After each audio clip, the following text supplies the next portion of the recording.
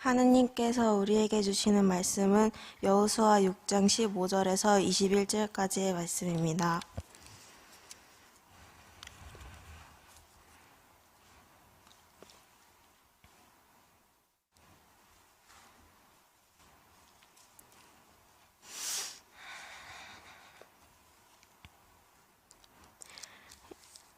일곱째 날 새벽에 그들이 일찍이 일어나서 전과 같은 방식으로 그 성을 7번 도니 그 성을 7번 돌기는 그날뿐이었더라.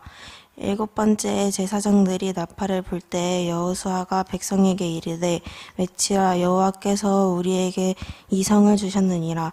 이 성과 그 가운데에 있는 모든 것은 여호와께 온전히 바치되 기생 라합과 그 집에 동거하는 자는 모두 살려주라.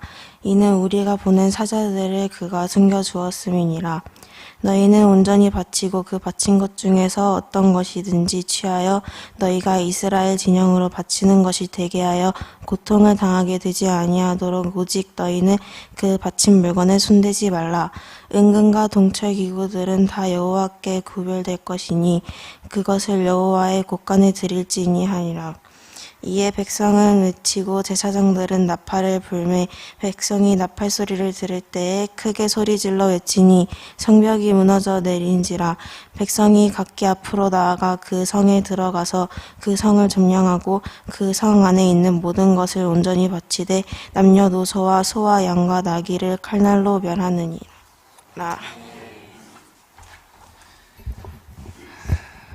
우리 아침에 우리 충동부 또 귀한 특송과 그리고 또 성경봉도 기도에 감사를 드립니다. 믿음이 무너진 곳에서 주님만 다 바라보는 우리 모두가 되시기를 주님의 이름으로 축복합니다. 여름 행사를 위한 특별 새벽기도 오늘은 세 번째 날입니다. 월요일과 화요일에는 강하고 담대한 다음 세대 그리고 거룩하고 순결한 다음 세대라는 주제로 말씀을 전했고, 오늘 이 시간에는 두려움을 무너뜨리는 다음 세대라는 그런 주제로 함께 말씀을 나눠보려고 합니다. 1982년 12월 4일에 오스트레일리아에 있는 멜버른이라는 아주 작은 마을에 한 사람이 태어났습니다. 그는 태어나자마자 두 다리가 없고 양팔이 없었습니다. 그의 이름은 닉 부이치치라는 사람입니다. 그는 태어나자마자 많은 친구들, 동네 사람들이 놀리기 시작했습니다. 괴물 같다, 그리고 외계인 같다, 이렇게 놀리기 시작했습니다. 8세가 되던 해에는 자신은 아무 쓸모없는 인간이고 집만 되는 인간이라는 생각이 들어서 그 어린 나이에 3번이나 자살 시도를 하였습니다. 하지만은 닉 부이치치에게 하나님은 그를 만나 주었습니다. 그러면서 그가 존귀한 자이고 하나님께서 분명히 뜻이 있기에 그를 태어나게 하셨다라는 그 하나님의 은혜를 경험하고 난 뒤에 전 세계를 다니며 장애인들과 비장애인들에게 소망의 메시지를 전했습니다. 그러면서 이 닉 부이치치가 강연을 할 때마다 항상 빼먹지 않고 반복적으로 했던 이야기가 있습니다. 그 이야기는 이런 이야기입니다. 저는 지극히 하나님을 사랑하며 하나님을 믿는 힘으로 사는 사람입니다. 저는 이것을 이야기해 드리고 싶습니다. 최고의 장애는 당신 안에 있는 두려움입니다. 자신의 삶에 팔도 없고 그리고 다리도 없고 그리고 그냥 발바닥으로 생활을 하고 있는 그 연약한 그에게는 어쩌면 팔이 없는 것, 다리가 없는 것이 그에게 너무나 불편한 것이며 그에게 최고의 장애가 되었을 거라고 생각했을 것입니다.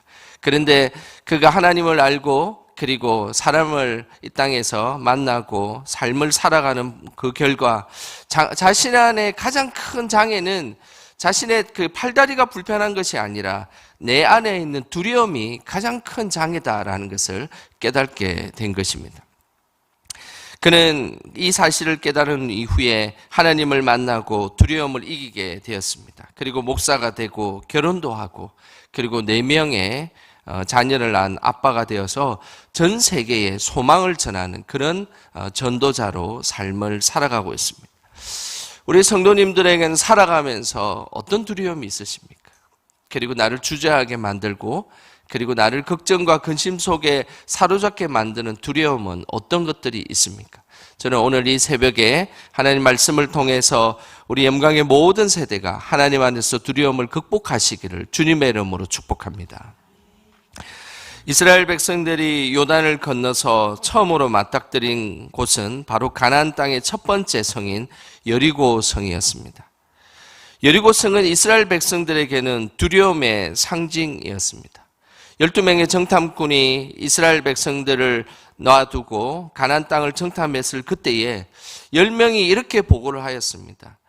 여리고 성에 있는 그리고 가나안 땅에 있는 백성들은 너무나 거대하고 그리고 너무나 우리에게 두려움을 안겨주는 존재이기 때문에 이스라엘 백성들은 꼭 메뚜기와 같았다. 우리는 꼭 메뚜기와 같았다라고 그들은 고백하였습니다. 실제로 이 여리고성 앞에 서 있으면 정말로 이스라엘 백성들은 한낱 곤충과 같은 그런 존재로 두려움을 느끼게 되었을 것입니다. 1952년에 고고학자인 캐슬린 캐년이라는 여인이 있습니다. 그 여인이 이스라엘에 건너가 여리고성을 발견한 이후에 세계적인 유명한 학자가 되었습니다. 그는 크리스찬은 아닙니다. 그냥 단지 고고학을 연구하는 그런 학자일 뿐입니다. 그는 성서를 기반으로 여리고 지역을 대대적으로 발굴한 결과 여호수아 시대 때에 무너졌던 그 여리고성을 실제로 발견하게 되었습니다.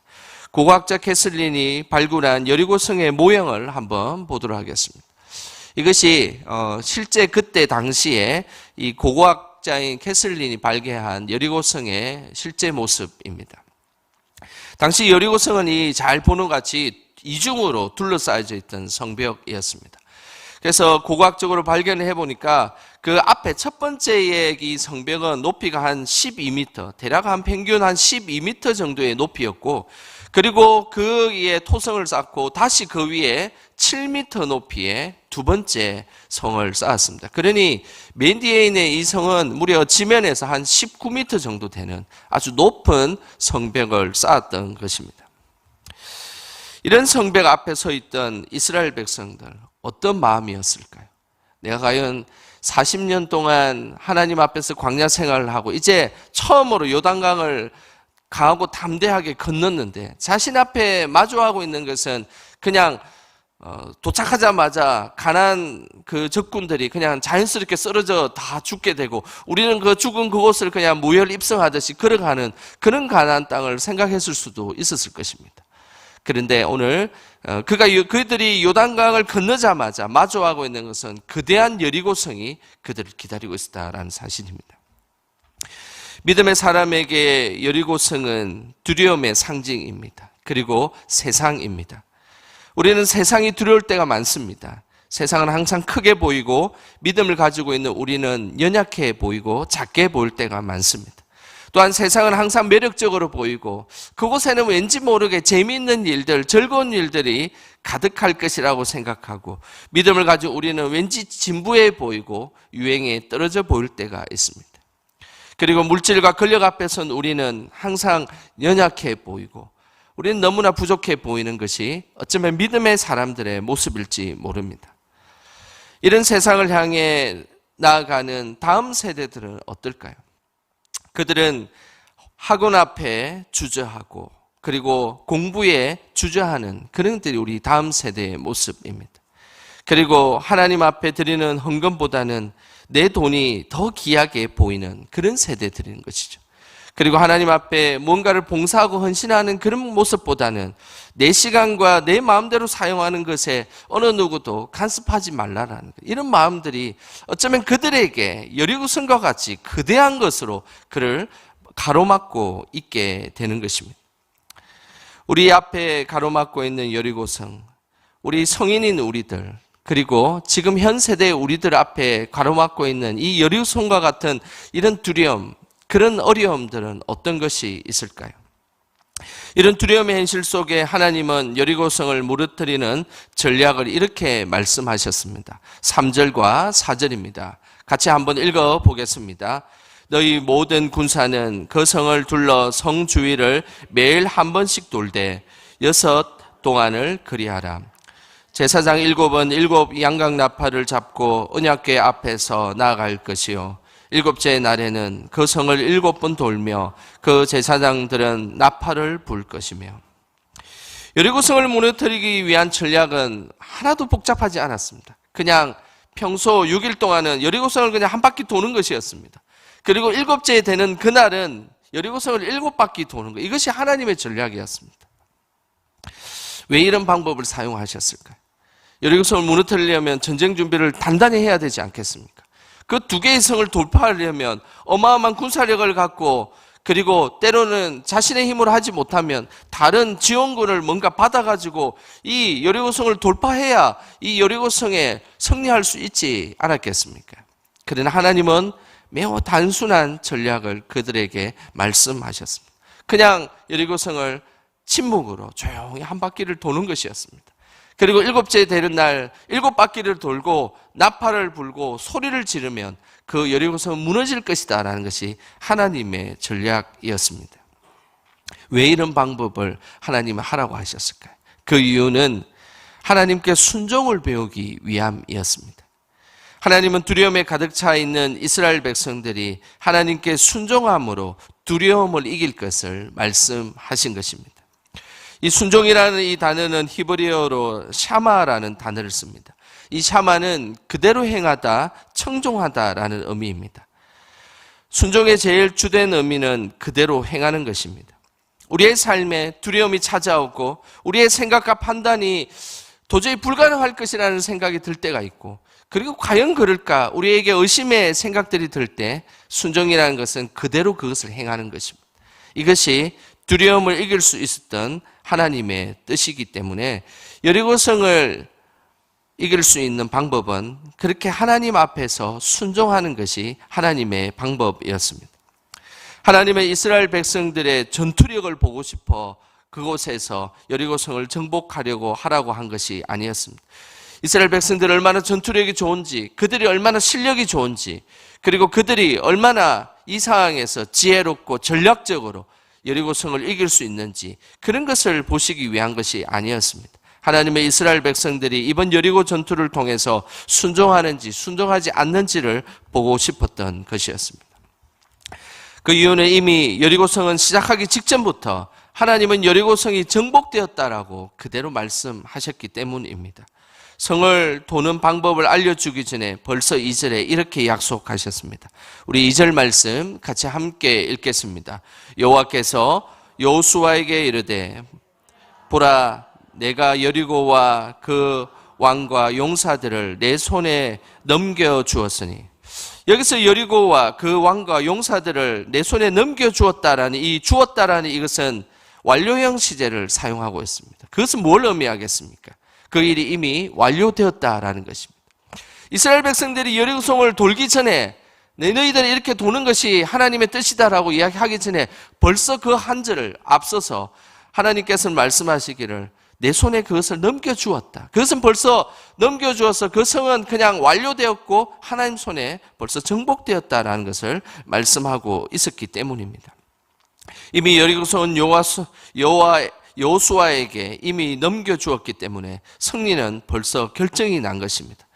그래서 여리고성을 돌게 하신 이유는 바로 이스라엘 백성들이 하나님 앞에서 그 명령을 순종하는지 순종하지 않는지를 하나님께서 보셨던 것입니다. 이것은 하나님께서 40년 동안 이스라엘 백성들을 훈련시키셨던 방법입니다. 이 사실에 대해서 신명기 8장 2절에 이렇게 말씀하고 있습니다. 우리 같이 함께 읽어보겠습니다. 내 하나님 여호와께서 이 40년 동안에 내게 광야 길을 걷게 하신 것을 기억하라. 이는 너를 낮추시며 너를 시험하사 내 마음이 어떠한지 그 명령을 지키는지 지키지 않는지 알려 하심이라. 하나님의 이스라엘 백성을 40년 동안 훈련시킨 목적은 하나님의 말씀에 순종하는지 순종하지 않는지를 알아보기 위함이었습니다. 그러니 이스라엘 백성들이 이제 40년 동안 훈련을 받았습니다. 그리고 요단을 건넜습니다. 그리고 여리고성에 이제 그 훈련 받은 대로 너희들이 이 거대한 두려움 앞에서, 너희들이 이 거대한 막힘 앞에서, 그 성 앞에서 너희들이 순종하는지 순종하지 않는지를 알아보기 위해서 여리고성을 그렇게 한 바퀴씩 돌기를 하나님은 원하셨다라는 사실입니다. 순종은 우리에게 두려움을 이기게 합니다. 하나님 앞에 진실된 그 순종은 다른 어떤 생각들과 판단을 내려놓게 하고 우리는 그곳에서 하나님 앞에 두려움을 이길 수 있는 큰 힘을 우리에게 준다는 사실입니다. 중세 유럽의 한 수도원에 제자를 삼는 시험을 하고 있었습니다. 그 첫 번째 관문은 밭에 배추를 심는 것이었습니다. 그 수도 원장은 프란치스코였습니다. 그런데 프란치스코가 배추를 심는데 그냥 거꾸로 심으라라고 이야기를 했습니다. 수도원에 있는 많은 지원자들이 제자가 되기 위해서 찾아왔는데 모든 시험에 다 마무리가 되고 마지막 두 청년이 남았습니다. 그리고 나서 프란치스코가 명령한 대로 배추를 거꾸로 심는 명령을 그대로 수행하게 하였습니다. 한 청년은 수도원 원장의 말대로 뿌리가 하늘을 향하도록 심게 하였습니다. 말도 안 되는 일이죠. 그리고 나머지 다른 한 청년은 그래도 뭔가 이곳에 다른 방법이 있지 않겠냐라고 생각하며 뿌리를 그냥 땅을 향하도록 심었습니다. 그리고 나서 마지막 프란치스코는 두 청년이 배추 심은 것을 보고 첫 번째 청년은 합격을 시키고 땅으로 뿌리를 향하게 한 그 청년을 불러서 이런 이야기를 하였습니다. 청년처럼 똑똑한 사람은 혼자 가서 사십시오. 당신은 선생으로서의 자격은 있어도 제자로서의 자격은 없습니다. 하나님은 우리를 선생으로 부르지 않았다라고 말씀합니다. 그러면서 하나님은 항상 우리를 제자로 불러주셨습니다. 그 속에는 우리가 하나님 앞에 순종하는지 순종하지 않는지가 매우 중요한 것으로 남겨져 있음을 우리에게 말씀하고 있는 것입니다.